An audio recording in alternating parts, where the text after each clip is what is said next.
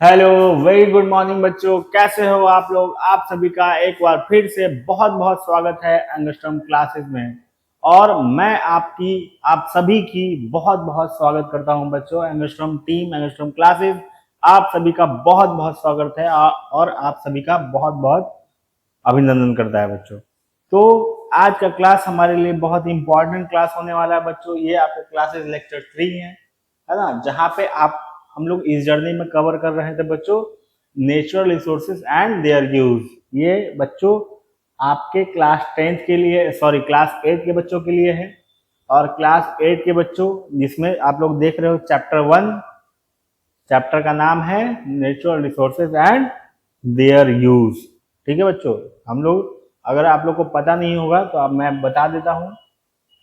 ये सीरीज हम लोग स्टार्ट किए हैं यूट्यूब पे फ्री ऑफ कॉस्ट पढ़ाने के लिए, जिसमें हमारा गोल है बच्चों कि आप लोग को बहुत ही ज़्यादा बेटर नॉलेज प्रोवाइड किया जाए और एक क्वालिटी एजुकेशन जो है आप लोग को प्रोवाइड करी जाए।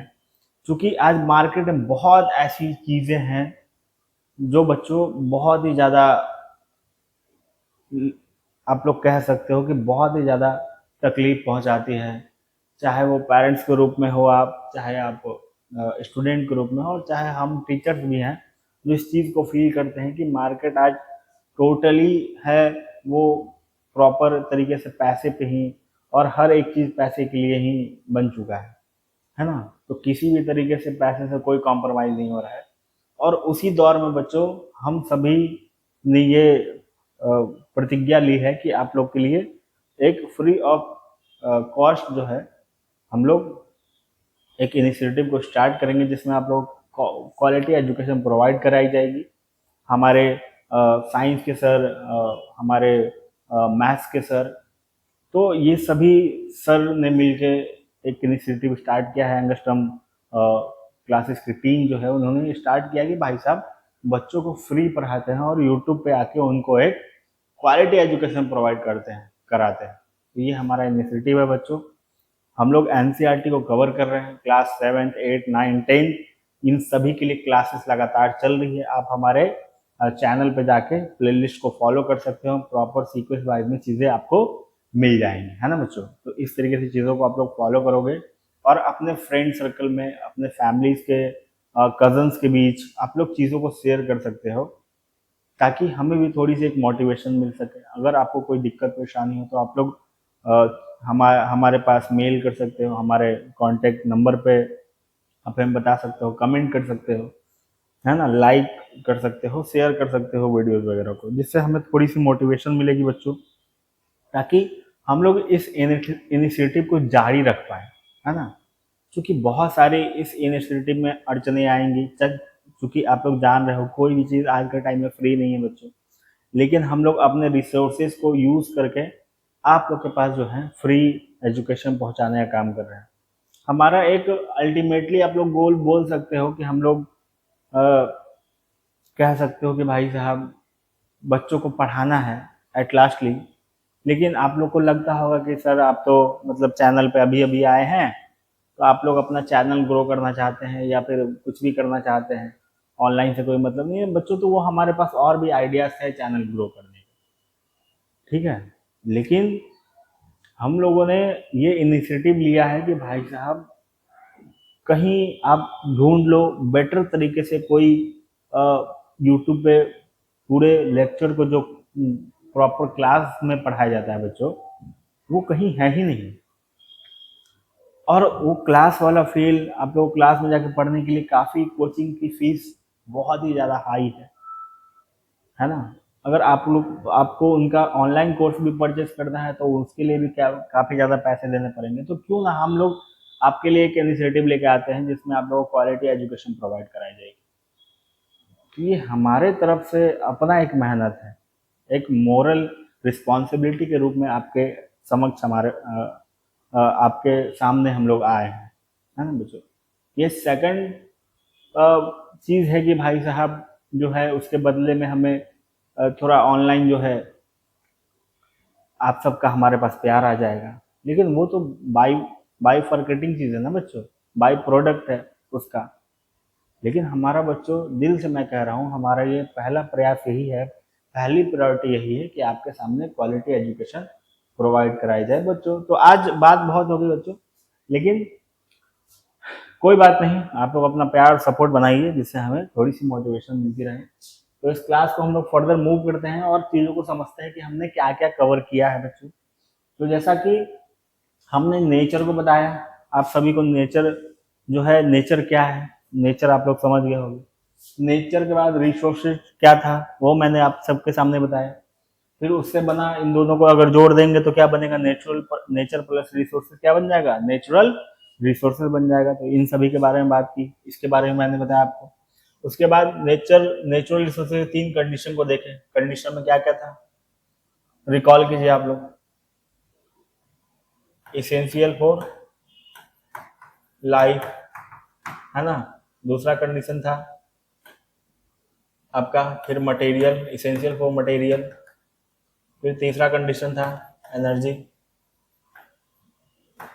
है ना। ये सॉरी, ये तो कैटेगरीज थे यहाँ पे लिखे हुए, सॉरी एक सेकेंड। कंडीशन में हम लोगों ने देखा था कि हमारे पास कंडीशन क्या क्या होना चाहिए। कंडीशन होगा टेक्नोलॉजिकली एक्सेसिबल होना चाहिए, इकोनॉमिकली फीजिबल होना चाहिए और कल्चरली एक्सेप्टेबल होना चाहिए बच्चों। तो ये हमने बात करी थी। फिर कैटेगरीज में हमने बात करी थी यहाँ पर लाइफ के बारे में, मटेरियल के बारे में और एनर्जी के बारे में बच्चों, समझ गए आप लोग। क्लासिफिकेशन हमने फिर देखा था रिन्यूएबल और नॉन रिन्यूएबल को, नॉन रिन्यूएबल तरीके से। तो ये सभी चीज़ों को बच्चों हमने पिछले क्लास में कवर किया था। ये आपका क्लास 3 होने वाला है, जिसमें हम लोग इसके बाद फर्दर चीज़ों को मूव करेंगे। इसके बाद आपके पास बच्चों सेकंड टॉपिक आता है, इसके बाद का टॉपिक आता है क्लासिफिकेशन, तो आपने लिख लिया। इसके बाद आपका टॉपिक आता है डिस्ट्रीब्यूशन ऑफ नेचुरल रिसोर्सेज। ठीक है बच्चों, तो इसके बाद आपका टॉपिक जो है वो डिस्ट्रीब्यूशन ऑफ नेचुरल रिसोर्सेज है बच्चों। तो देखिए बच्चों, डिस्ट्रीब्यूशन ऑफ नेचुरल रिसोर्सेज है क्या, आप लोग पहले ये समझिए। डिस्ट्रीब्यूशन क्या है, इट मीन्स, डिस्ट्रीब्यूशन मतलब बंटवारा, है ना, यानी चीजें किस किस तरीके से बटी हुई। तो किसका बंटवारा होगा, तो जाहिर सी बात है नेचुरल रिसोर्सेज का बंटवारा होगा। अब नेचुरल रिसोर्सेज का जो बंटवारा होगा वो होगा आपका एक वर्ल्ड लेवल पे और एक नेशनल इंडिया लेवल पे, है ना। एक वर्ल्ड लेवल पे बात करेंगे हम लोग बच्चों और एक इंडिया के लेवल पे बात करेंगे,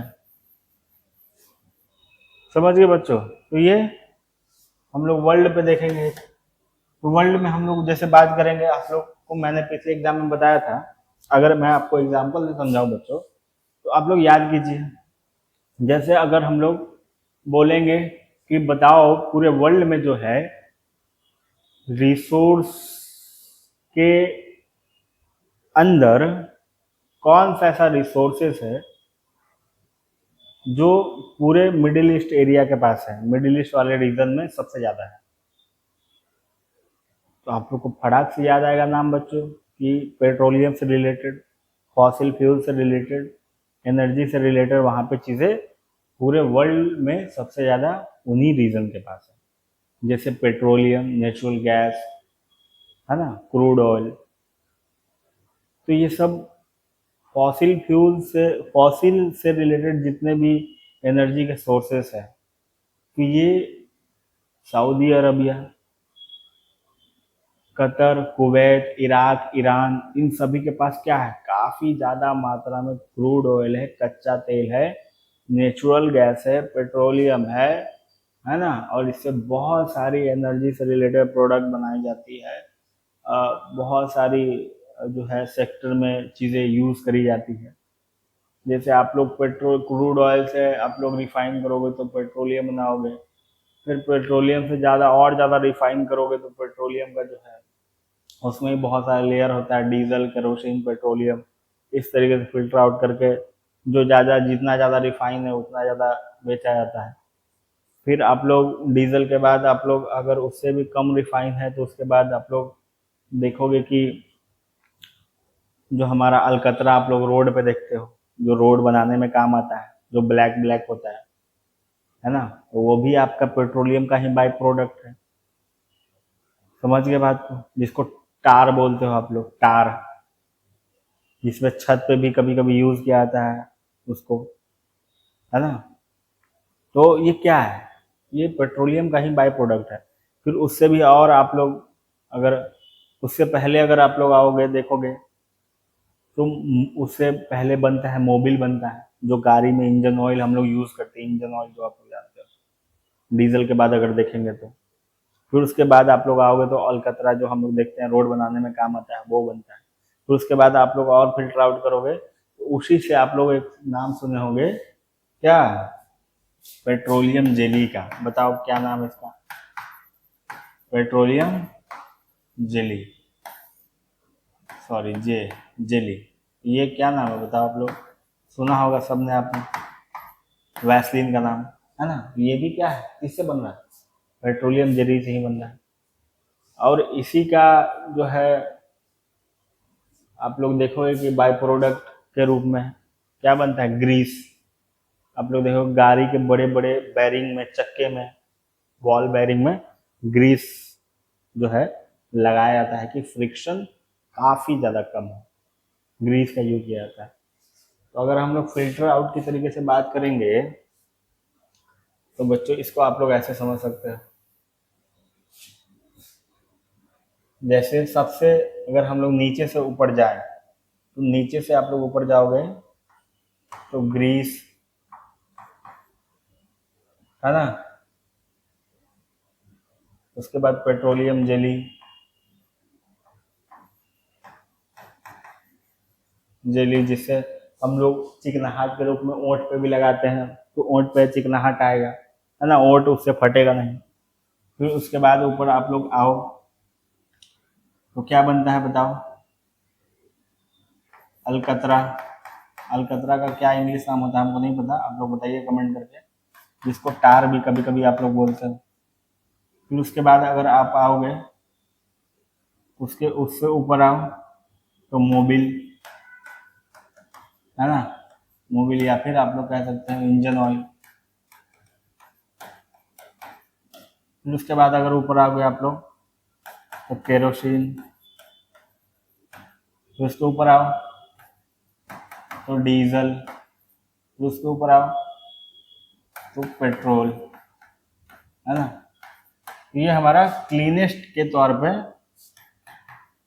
क्लीनेस्ट के तौर पे ये हमारा एक पैराग्राफ है कि सबसे ऊपर वाला क्लीन है, जो जितना क्लीन होगा उतना महंगा होगा।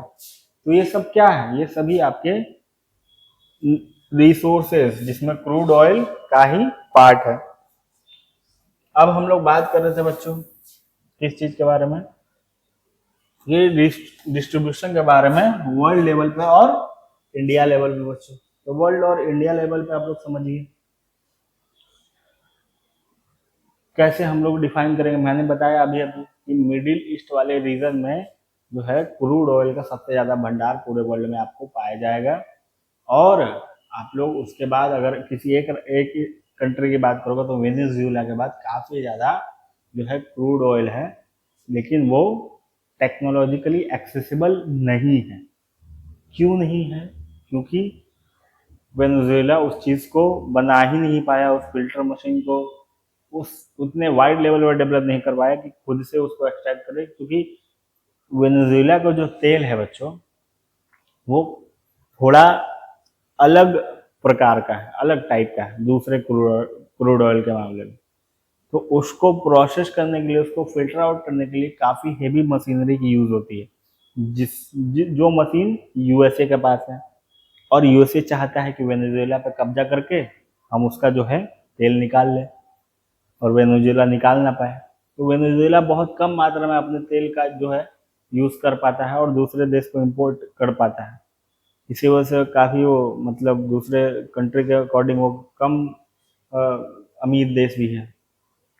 अभी हाल में आप लोग न्यूज़ भी देखा होगा बच्चों कि अमेरिका ने क्या किया, कि रातों रात वेनेजुएला के राष्ट्रपति और उसकी मैडम साहिबा को उठा करके ले गए और वेनेजुएला पे काफ़ी टाइम से सैंक्शन लगाए हुए हैं और वेनेजुएला पे हमला करके जो है अपने ये क्या बोलते हैं CIA का यूज़ करके उसको ले गई उठा करके और बोलता है कि भाई साहब हम जैसा बोलेंगे वैसा ही प्रेसिडेंट वहाँ पे होना चाहिए। और वो प्रेसिडेंट क्या करेगा, USA को तेल बेचेगा।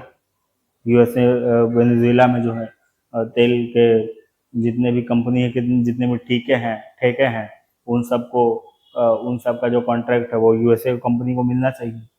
तो मतलब एक दबदबा बनाना चाहता है कि भाई साहब एनर्जी के सेक्टर में हम जो हैं वो सुप्रीम रहेंगे, यही मेरा काम रहेगा। अभी आप इराक ईरान में भी वॉर देख रहे हो, ईरान सॉरी, तो ईरान से युद्ध चल रहा है इसका। ईरान में खामेनेई जितने भी सुप्रीम लीडर थे सबको मरवा दिए। अब ईरान जो है अपने पूरे पैन कंट्री लेवल पे तैयार हो चुका है, पूरे स्टेट के रूप में वो अथॉरिटी दिए हुए है कि भाई साहब चाहे जिस किसी भी से मारना है मारो, वो अपने एग्जिस्टेंस के लिए लड़ रहा है।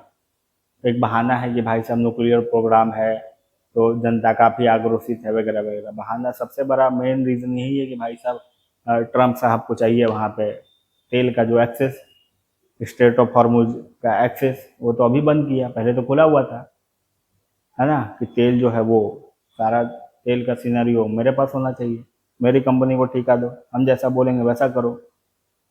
तो भैया कोई भी सोवरेन कंट्री इस चीज़ को एक्सेप्ट करने में काफ़ी ज़्यादा प्रॉब्लम लगाएगा ही लगाएगा। तो ये वर्ल्ड लेवल पे आप लोग एग्जाम्पल समझ गए बच्चों कि मिडिल ईस्ट के पास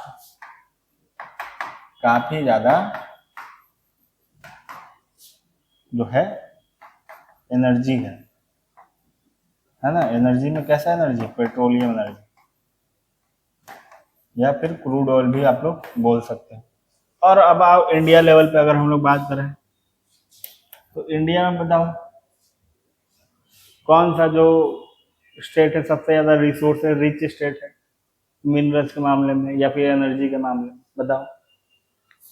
आप लोग को फटाक से याद आएगा बच्चों, झारखंड,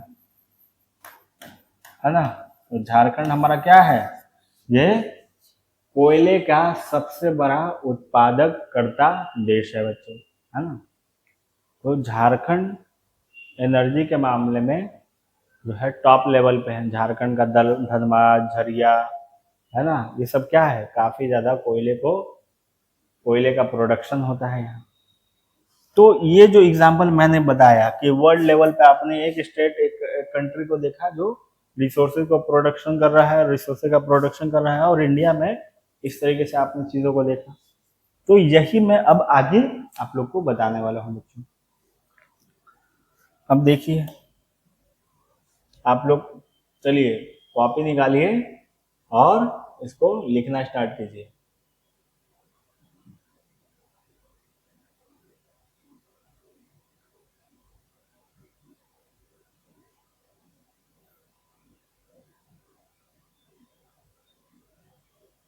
देखिए आप लोग बना सकते हो topic distribution of natural resources और अकॉर्डिंग टू वर्ल्ड। ये वर्ल्ड के हिसाब से हम लोग बात करेंगे। रैंक, कंट्री और रिसोर्सेज में आप लोग डिफाइन कर दो चीज़ों को, डिस्ट्रीब्यूट कर दो, कैटेगराइज कर दो, और उसके बाद चीज़ों को लिखते चलो, या फिर स्क्रीनशॉट भी ले सकते हो, मैं फर्दर आपको दिखा दे रहा हूँ, ठीक है।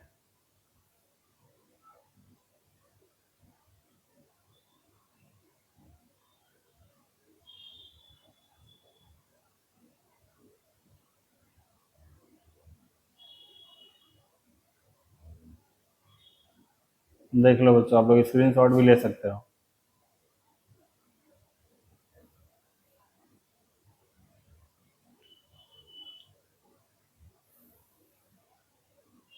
ये आपका 10 तक हो गया, ठीक। अब चलिए हम लोग एक एक करके समझते हैं। आपने देख लिया होगा, एक करके समझो। चलो देखो, सबसे पहला है रसिया। तो रसिया में क्या सबसे ज़्यादा पाया जाता है, वर्ल्ड के अकॉर्डिंग हम लोग बात कर रहे हैं, आप लोग याद रखिएगा, वर्ल्ड के अकॉर्डिंग। तो रसिया में क्या क्या है सबसे ज़्यादा रिसोर्सेज के तौर पर, नेचुरल गैस काफ़ी ज़्यादा मात्रा में।